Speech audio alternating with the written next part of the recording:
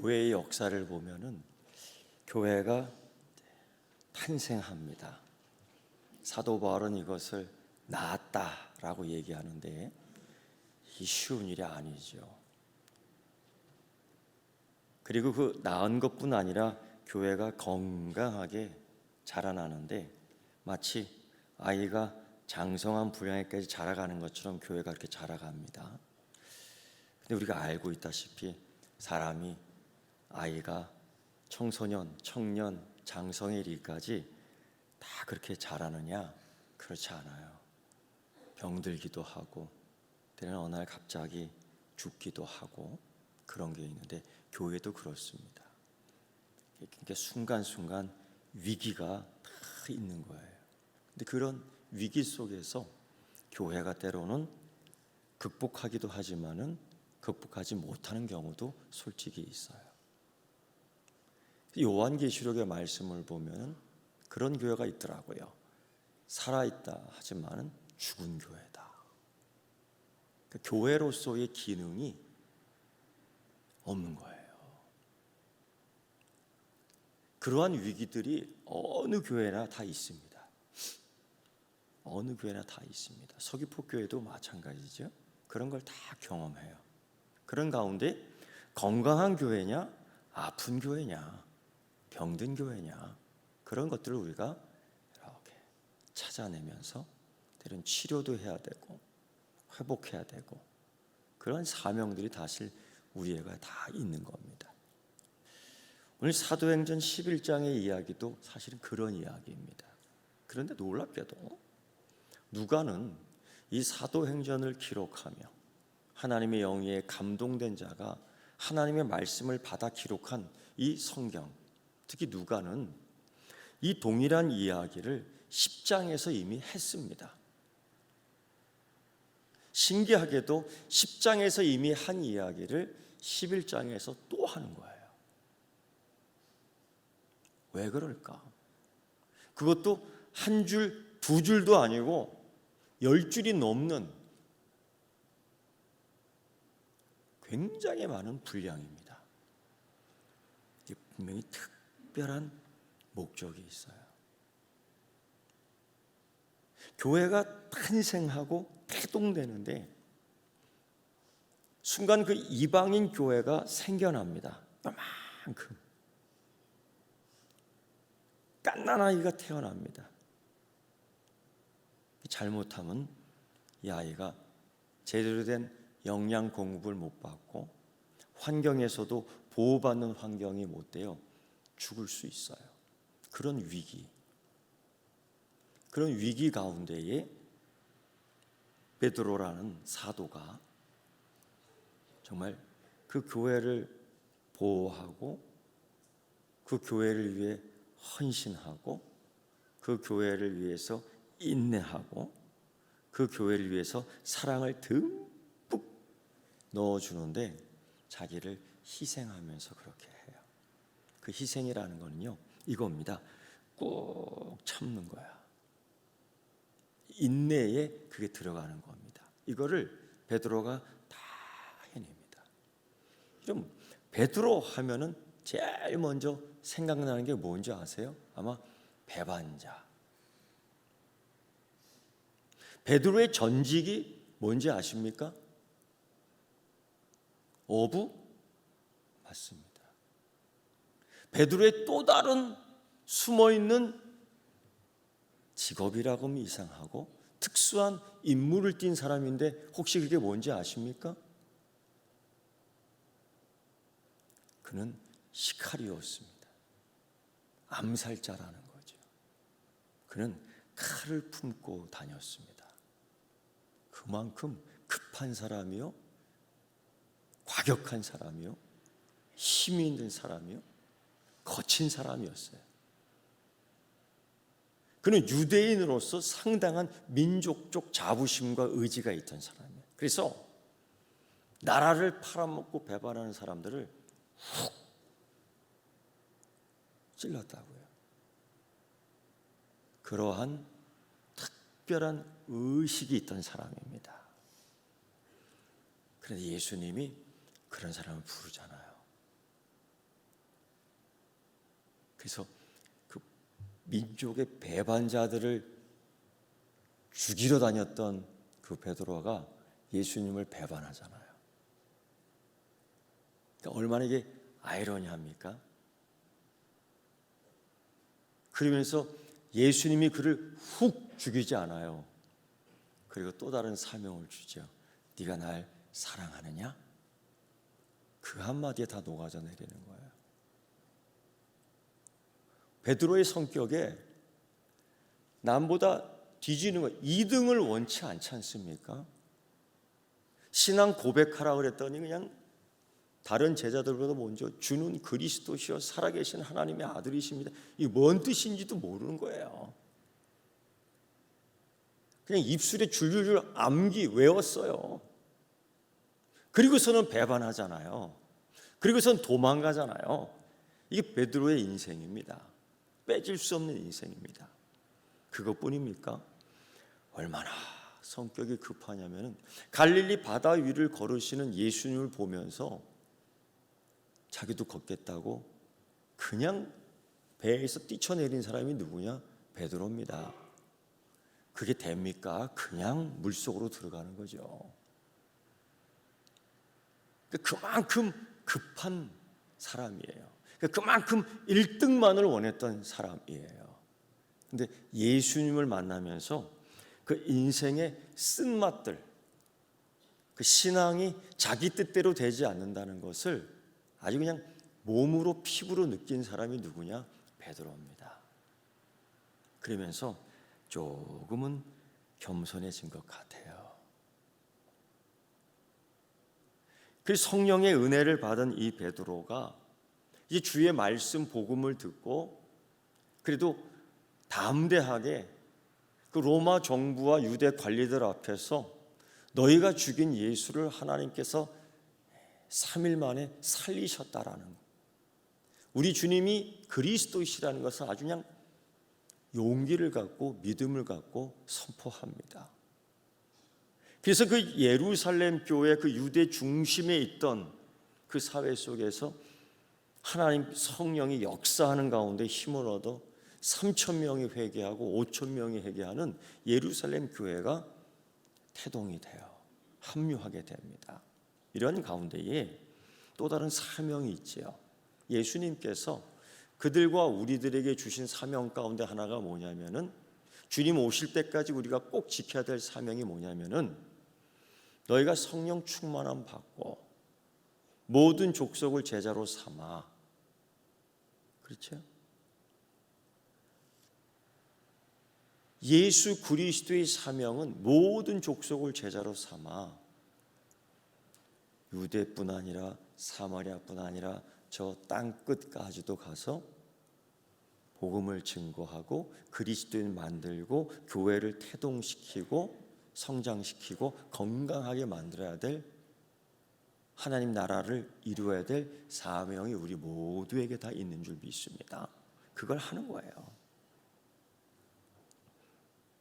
그런데 이 베드로가 그 욥바에 있을 때 기도하는 가운데 이런 환상을 봅니다.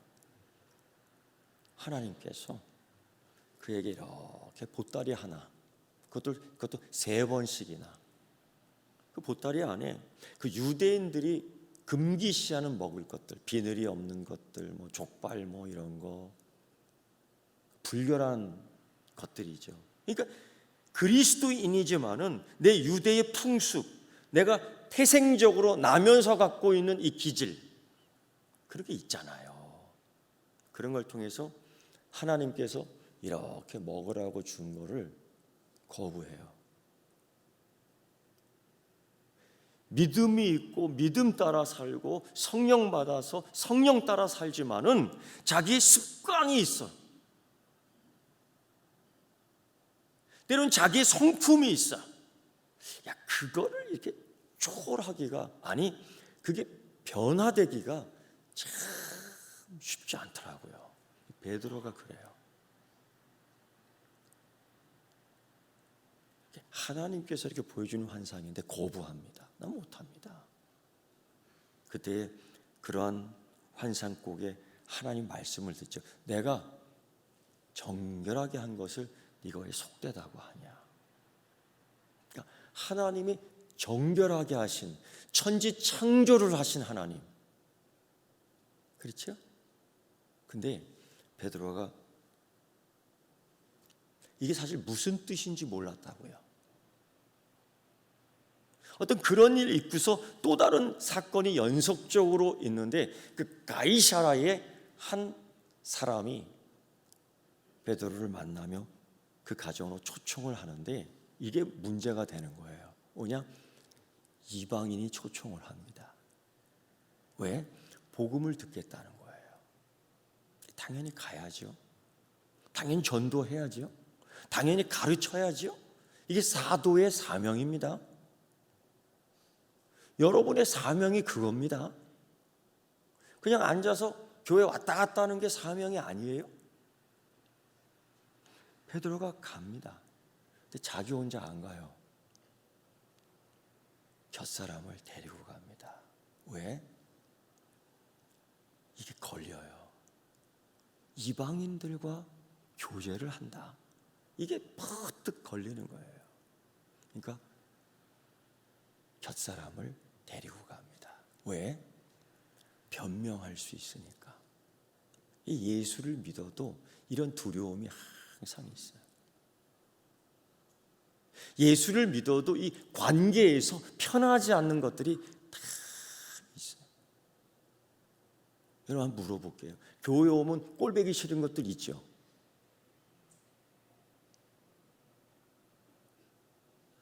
이거를 끄덕하자니 그렇고 안 하자니 캥기고. 오늘부터는 그런 걸 다 내려놔야 돼요. 예수 믿고도 이게 아직까지도 해결되지 않으면 안 되는 거예요.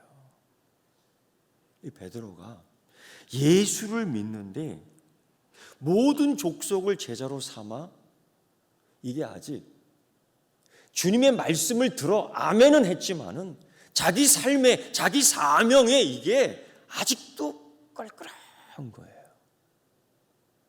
껄끄러워. 가긴 가는데 편치 않아요. 그리고서는 그 이방인 고넬료라는 사람 문 앞에서는 이런 얘기하는 거예요. 내가 유대인인데 사실은 이방인과 교제하고 이방인 집으로 돌아가는 것이 우리 생활 습관에서 금하고 있는 건데 무할례 집에 들어가는 것이 내가 이게 아닌데 초청해서 내가 들어갑니다. 이런 말을 구태연하게 하는 거예요. 그럼 이런 소리 들은 고넬료 이방인 기분 좋겠어요? 안 좋겠어요? 기분 안 좋다고요. 기분 안 좋다고요. 여러분 예수 믿으면서 다 어떻게 참아내? 그 감성이 자꾸 이렇게 스크래치 되거든요. 권사님 그렇죠? 예수 믿으면서 상처를 받습니다. 말 잘해야지. 내가 유대인인데 이게 뭐냐면 굉장한 우월의식이 있는 거예요. 예수 믿어보고 싶다고, 복음을 듣고 싶다고, 예수의 사랑을 하고 싶다고, 당신이 어떻게 예수 믿는지 나도 믿고 그렇게 하고 싶다고 요청하는데 그 사람 앞에서 내가 그리스도인이요 하나님의 사랑을 받았고 내가 그걸 좀 나눠주고 싶고 내가 은혜를 함께 공유해서 당신도 하나님의 자녀로 오늘 됐으면 이런 말 하면 좋은데 내가 유대인인데 이 굉장한 우월의식 속에 민족의식 속에 빠진 거예요. 그러니 여러분 이게 복음으로 들어가겠습니까? 생활규범, 옛습관, 옛생활이 아직 남아있는 겁니다. 이게 사람 무시하는 거예요. 습관이에요. 저도 그런 경우 많이 취급당했어요. 이런 사람 목사님 먹을 줄을 모르네요. 입으로 그냥 갖다 먹으면 되는 거지. 먹는 방식이 있어요. 그냥 먹으면 되는 거죠. 그거 갖고 먹을 줄 모른다는 등 먹다가 기분 되게 나빠갖고 체할 뻔했어요.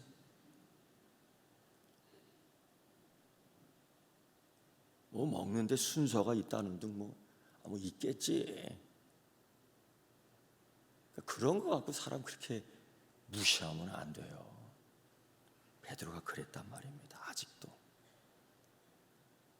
그러니 여러분, 예수 믿기 전에 그 옛 습관이 남아있거든요. 그걸 오히려 자랑스럽게 여기는 사람들도 꽤 있더라고요. 그러니까 복음을 들으려고 하는 사람, 아니 나중에 이게 복음을 들은 사람들이 모여서 교회가 되고 교회가 탄생하게 되는데, 아픈 교회로 만드는, 상처받은 교회로, 병든 아기가 되는 거예요. 그러니 이 교회가 건강하게 자라겠습니까? 안 되는 겁니다. 이게 이런 위기가 이 10장, 11장 똑같이 같은 내용이 두 번 나오는 거예요. 그러니까 얼마나 이 중요한 얘기인지 모릅니다. 예수 믿고도 습관이 고쳐지지 않아. 고쳐야, 시간은 걸리지만은 고쳐야지. 예수 믿고도 자꾸 새벽 기도 안 가고 자꾸 이런 거에 새벽까지? 그럼 안 되죠. 예수 믿고도 수요 기도 시간에 기도하러 와야지 자꾸 이런 거 가면 돼요? 안 되지. 고개 숙이지 말고 저 보세요. 괜찮아. 이게 풍습과 문화가 걸림돌이 돼요. 교회 건강에 있어서. 복음을 듣고 싶은데 그 사람에게 자꾸 걸림돌이 되어서 반석이 되어서 디딤돌이 되어서 한 단계 올라가게 해야 되는데 이게 걸림돌이 되게 만드는 거예요. 지금 베드로가 그런 실수합니다. 이런 것들이 때로는 기독교 문화, 기독교 습관화되어서 걸림돌이 되는 경우가 참 많아요. 우리들이 만든. 이게 기독교 신조도 아니요, 기독교 신앙도 아니라 그냥 교회 문화, 교회 습관이 되어버렸어요. 그런 경우가 참 많아요. 서울의 종로에 100년이 넘은 교회가 있습니다. 연 무슨 교회라고요. 초창기 선교사가 이렇게 교회를 개척하고 지어 성장하는 가운데에 그 종로에 교회가 지었으니 양반네들이 얼마나 많겠어요. 이 사대문 안에 양반네들이 교회 와요. 그러니까 양반네들이 올 때에 누가 따라와요? 종놈이 따라와요. 그 양반네들이 예배 마치고 선교사님 식사 대접하겠다고 고기를 대접하는데 고기를 누가 갖고 와요? 백정이 갖고 오는 거예요. 백정 알잖아요. 쌍놈. 좀 발음을 세게 하겠습니다. 쌍놈. 취급하거든요. 근데 그 사람이 그때 거기 와서 예수님의 말씀을 듣고 나도 인간이 될 수 있구나, 나도 사람이 될 수 있구나, 나도 거룩한 백성이 될 수 있구나라는 도전을 받고 예수를 믿는데, 그 교회에 와서 쓸고 닦고 섬기고 헌신하고 희생한 걸 자기가 다 해요. 양반들은 예수를 믿었지만은 인사도 안 해. 이러고 다녀. 양반네들은 예수를 믿어도 교회 걸레질 한 번 안 해. 양반네들은 예수를 믿어도 교회 앞마당을 한 번도 안 쓸어. 누가 쓸어요? 쌍놈이 쓰는 거야. 그런데요, 교회가 조직이 되잖아요. 교회를 좀 규모 있게 키우기 위해서는 일꾼을 뽑아야 되잖아요. 그때 장로를 뽑기 시작합니다. 이건 우리 한국 교회 역사에 나와 있는 이야기예요. 사람들이 장로를 뽑는데 참, 양반을 뽑지 않고 쌍놈을 뽑아버렸네. 교회 일을 그래도 성실하게 하는 그 백정놈을 장로로 뽑았어요. 그래서 야, 장로 됐다. 신난다. 야, 잘하세요. 열심히 하세요.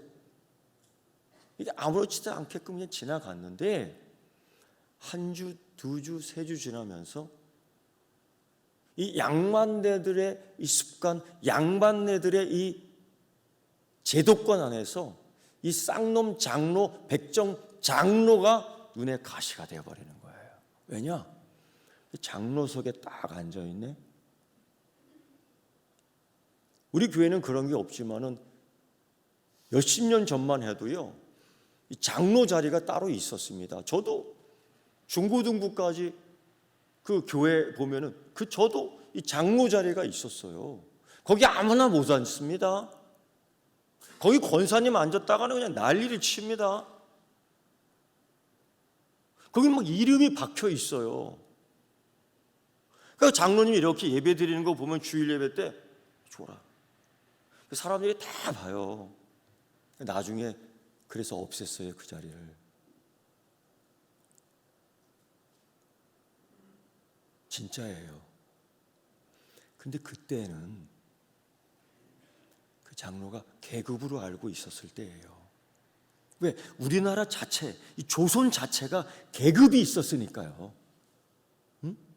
그래서 장로의 직분을, 목사의 직분을, 권사의 직분을, 집사의 직분을 계급으로 알고 있는 거예요. 그러니까 하나님을 아는 지식이 부족하지요. 교회를 아는 지식이 부족하지요. 그러니까 양반네들이 자기 생활 습관, 자기의 이 제도권 안에서 그렇게 생각할 수밖에 없는 거예요, 직분을. 그러니까 쌍놈이 장로된 거에 대해서 기분이 나쁘니까 당시 그 시족사회에서 이 양반 우두머리 몇몇 사람들이 편을 짜갖고 그런 얘기하는 겁니다. 야, 우리가 어떻게 쌍놈한테 가서 인사를 하냐? 야, 쌍놈이 어찌 강단에서 기도하는데 우리가 고개를 숙이고 아멘 하냐?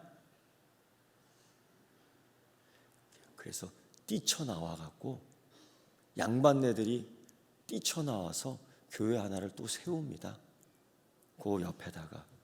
그게 한국 교회 100년의 역사 속에 나오는데 안 무슨 교회예요. 그게 근대에서 끝까지 가면서 양반교회라는 이미지를 탈피를 못합니다. 이게 한국교회예요. 백인교회 따로 있고 흑인교회 따로 있고 아시아교회 따로 있고 스페니쉬교회 따로 있고 지금도 그렇잖아요. 예수님 기뻐하실까? 집단 이기주의입니다. 문화적 우월주의입니다. 교회에 이런 것들이 계속 들어와요. 그러니까 교회가 아파요. 아프니까 성장을 못해요. 그리스도를 아는 지식의 장성한 분량까지 크지를 못해요. 시름시름합니다. 이런 관계 속에서 소위 그 양반과 쌍놈, 유대 그리스도인과 이방인 그리스도인이 하나 되는 진정한 교제 코이노니아가 안 돼. 교회의 기능 가운데 빠질 수 없는 게 코이노니아예요. 그게 안 돼요. 그러니까 병드는 겁니다. 그러니까 아픈 겁니다. 현대교회는, 우리 교회는 어떻습니까? 여러분, 새신자가 어디 있고 헌신자가 어디 있습니까? 다 등록해서 나오면 우리 교인이지요. 이 사람은 나온 지 안 되니까 얼마 안 되니까 안 돼. 이 사람은 다닌 지 오래됐으니까 돼. 이해해요. 근데 그것이 어떻게 잘못하면 교회를 아프게 하는 거예요. 아프게 하는 거예요. 이런 것들로 사람을 차별해서는 안 돼요. 그런데 베드로가 그 집에 들어갑니다. 거기서 놀라운 것을 경험해요. 그들이 복음을 듣는다는 겁니다. 이해한다는 겁니다. 더 놀라운 건 뭔지 아세요? 마가의 다락방에서 성령 받은 그 성령님, 내가 받은 성령, 내가 받은 그 같은 성령님이 그 고넬료 사람들에게도 똑같이 임했다라는 거예요. 이거 기절초풍할 일입니다. 베드로가 거기서 또 한 번 충격을 받아요. 그리고 사명을 감당합니다. 뭐요? 모든 민족을 제자로 삼아 아버지와 아들과 성령의 이름으로 뭐요? 세례를 주고 베풀고, 이거를, 이 사명을 그 이방인 그리스도인이 된 고넬료 집에 세례를 베풉니다. 지금 이 문제를 다루고 있는 거예요. 베드로가 거기서 또 한번 쫙 변해요. 아, 하나님의 뜻이구나. 아, 그게 하나님의 뜻이었구나. 그런데 문제가 생겼습니다. 유대에 있는 사도들과 형제들이 이방인들도 하나님 말씀을 받았다 함을 들었다. 야, 이방인 그리스도가 됐구나. 야, 베드로가 이 사명을 감당했구나. 모든 민족을 제자로 삼아 이 사명 감당했네. 좋아했어요. 그런데 문제는요, 베드로가 예루살렘에 올라갔을 때에 할례자들이 비난하여, 이 할례자들은 예수를 믿는 할례자들입니다. 유대 그리스도들입니다. 이들이 그렇게 얘기했어요. 비난했어요. 아주 힐난을 했어요. 너 유대인이 할례 받지 않는 사람과 식사를 같이 해? 그것도 몇 날 며칠을 더 머물렀다고요. 이방인이 떠먹던 숟갈을 같이 입에다 댔어. 이방인이 떠먹던 밥그릇에 너 음식을 담아 먹었어? 이 부정한 것. 예수를 믿는데 사고방식이 안 변해요. 예수를 믿는데 우리의 습관이 안 변해요. 어떻게 하면 좋아요? 그리고 그저 비난해요. 비난의 영이 가득 차 있는 거예요.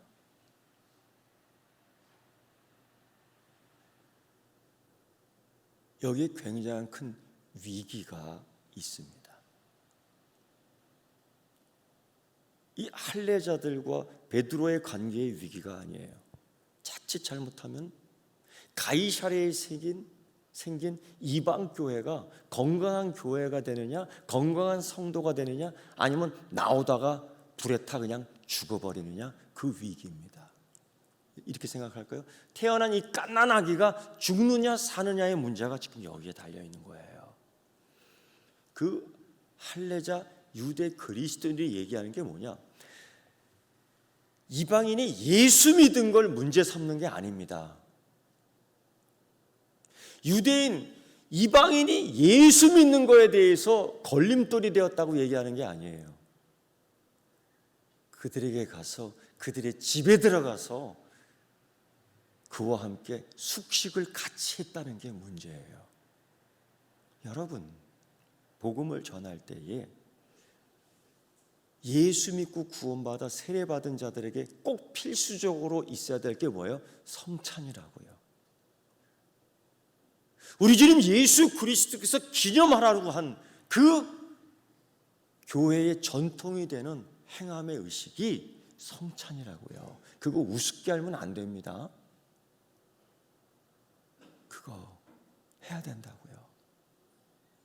근데 이 할례자들이 이것을 행하며 같은 식탁의 교제와 성찬과 애찬을 한 이 베드로를 그냥 비난하는 거예요. 자, 이때 베드로에게도 큰 위기가 옵니다.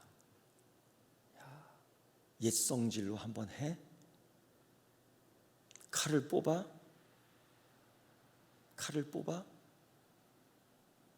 여러분, 이러한 갈등이 왜 없었겠어요?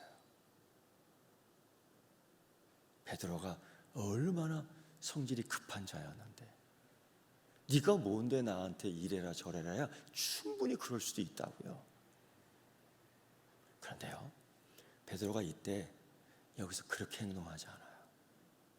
오늘 우리가 말씀을 보면요, 천천히 자세하게 조근조근 내가 은혜 받은 이야기를 그 비난하는 자들에게 쭉 얘기하는 거예요. 보세요, 여러분. 어떤 사람이 나한테 막 비난을 한다고 이러면서, 이때 내가 그래요. 날 사랑하신, 날 사랑하신, 날 사랑하신, 어디에? 성경에 쓰였네. 이러면요, 게임이 끝나는 겁니다. 베드로가 그렇게 해요. 은혜 받은 이야기를 해요. 비난하는 사람들 앞에서, 손가락질하는 사람들 앞에서 은혜 받은 이야기를 하더라 이거예요. 어떤 은혜? 내가 기도하는데 환상을 봤어. 내가 무슨 강심장을 가졌길래 그때 환상 중에 하나님께 불순종했잖아. 먹으라는데 안 먹었어. 당연한 거 아니야. 그런데 3번씩 주님이 그 말씀 하시더라고. 난 시겁했어. 근데 그것도 은혜 받은 거예요.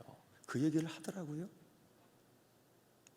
그게 뭔지는 몰랐지만은 그 가이사라에서 그 손님 초청의 신방을 알고서야 알았지요. 내가 이방인 집에 들어가는 게 사실 나도 캥겼지요. 그 집에 들어갈 때 그런 이야기를 다 했어요. 내가 유대인인데 이방인과 상종하지 않는 것이 그런 얘기 했다는 거예요. 그리고서 그 집에 들어가 복음을 전하는데 성령이 임하는 걸 내가 봤어요. 여러분도 그 자리에 있었으면 아마 기저초풍했어요. 이방인이 성령 받았어요. 믿어집니까? 근데 그 전에 베드로가 또 그런 얘기예요.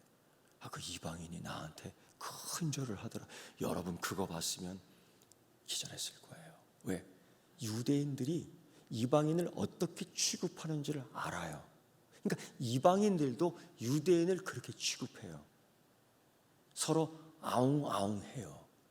그런데 처음 만난 나를 향해서 넙죽 절을 하고 영접하고 집 안으로 들여보내니 내가 따라 들어갈 수밖에 없잖아요. 그걸 여러분 봤다면은 기절했을 거예요. 기절했을 거예요. 더 놀라운 사건 하나 알려줄까요? 은혜 받은 사건이요. 그 이방인이 복음을 듣더라고요. 마치 그 베레아 교회들이 마음이 너그러워서 그 성경 말씀 듣고 이것이 날마다 하나님 말씀인지 연구했다고 하잖아요. 뭘 연구까지 해? 그냥 듣고 끝내지. 근데 그들은 하나님 말씀을 더 깊어하려고 연구했다는 거예요. 베레아 교인들이요. 나는 우리 서귀포 교인들도 그랬으면 좋겠어요. 이런 얘기를 베드로가 쫙 은혜 받은 이야기 하는 거예요. 여러분 사람이 그래요. 이게 맞장구를 쳐줘야지 좀 싸움이 되는데 옛날 같은 베드로 그렇게 힐난하는 자들에게 칼을 뽑았다고요. 이 거친 베드로가 그 얘기 듣고 가만히 안 놔둔다고요. 그런데 그들 앞에서 은혜 받은 이야기를 하는 거예요. 이렇게 얘기해요. 아니 성령님이 우리에게 그 성령 주셨잖아. 선물로. 똑같은 성령님이 그들에게도 임하더라고. 그거 봤어요? 그거 봤어요? 그거 보고도 내가 그거 보니까 생각이 났더라고요. 너희는 몇 날 며칠 못 되어서 그 요한의 세례만 알았잖아요. 그런데 성령의 세례를 받으리라는 그게 생각이 났어요. 그리고 그들에게 그런 얘기하는 거예요. 우리 사명이 있잖아요. 모든 족속이라는 건 이방인도 들어가는 거예요. 흑인도 들어가는 거예요. 북한 사람도 들어가는 거예요. 우리 여러분 이제 앞으로 기도할 때 저 북한 망하게 해주십시오 이런 기도하지 말고요. 세례받는 자들, 예수의 이름으로 세례받는 자들 더 많게 해주세요라고 기도 바꿔야 돼요. 아멘. 바꿔야 돼요. 새벽 기도 나와서 기도할 때 주여 저 북한을 그냥 뒤집어 주십시오 이런 기도 하지 말고요. 성령의 불로 변화시켜 주세요 라고 기도해야 돼요. 기도의 내용도 방향도 좀 바꾸는 게 좋을 것 같아요. 그러니까 이 베드로가 그 사람들에게 얘기하는 거예요. 은혜 받은 이야기. 아유, 그러니 어찌 세례를 베풀지 않겠어요? 세례 베풀었어요. 여러분, 이게 만약에 이렇게 끝나지 않고 싸웠다고 생각해 보세요. 베드로하고 그 할례자들과 유대 그리스도인들과 싸웠다고 생각해 보세요. 그리고 이 싸운 이야기가 저 가이사라에 있는 고넬료 가정 교회의 집에 전달 소문이 들어갔다고 생각해 보세요. 그 교회는 물론 자라날 거예요. 근데 아픈 교회가 되는 거예요. 아픈 교회. 건강한 교회가 안 되는 거예요. 아픈 교회가 되는 거예요. 그런데 이 베드로 한 사람이 이 짐을 짊어져요. 주님이 날 사랑하는 걸 알아. 주님의 말씀을 기억해냈어요. 주님의 말씀이 이렇게 이루어지는 것이 내게는 은혜였어요. 그래서 나를 비난하고 나를 힐난하는 사람들에게 은혜의 이야기를 해준 거예요. 그래서 여러분, 오늘부터 우리 서귀포교회 성도들 내가 받은 은혜의 이야기 3개, 4개는 준비하고 다니자. 난 그렇게 권하고 싶어요. 그래서 막 신경질 내는 사람 앞에서 날 사랑하신 날 그 노래 불러주는 거야. 그 다음에 뭐예요? 그래도 더 크게 신경질 내면 어떡할 거예요? 널 사랑하심 해야지 뭐.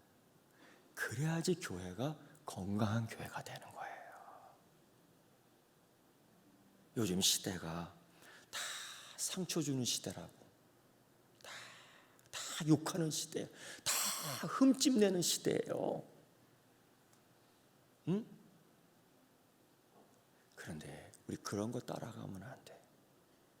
교회를 건강하게 만들어가는데 누가 만들어요? 내가 하는 거야. 내가.